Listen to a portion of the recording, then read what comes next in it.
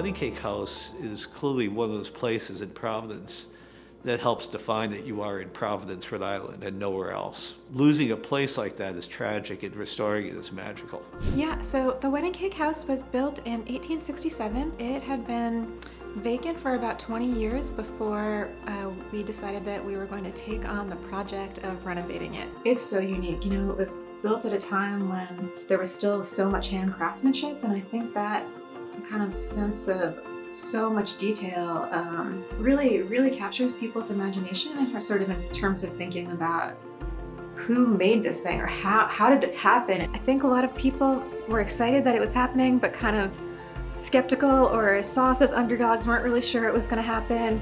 And Harry Adler was one of the first people who stepped in and said, I want to help see this building be renovated. You know, it's one of those places that everyone knows in Providence. It's a landmark building. And, you know, that's why I was so moved to try to help, was not just the significance of the building, but really it was the energy of Xander and Pippi that made me think, you know, these women, as I say, are so brave. They've got such an incredible vision, and all they need is everything. And I was wanting to be part of everything. Harry helped us beyond donations, like in terms of, you know, figuring out what colors you're going to paint things is really like kind of intimidating in some ways. And Harry came out with color samples, taped stuff to the building, figured out like all kinds of different approaches, and that was just really incredible.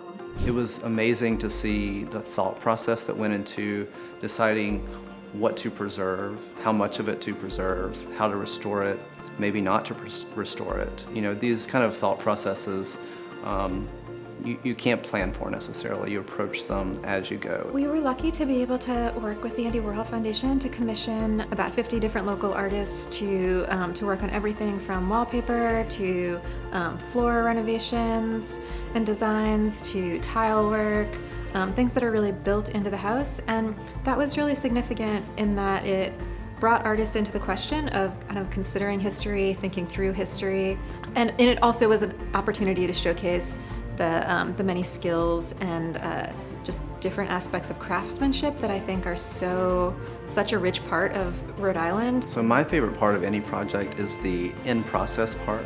And the finished product is also really great and glamorous and beautiful, but I think the meaningful part is what happens in between.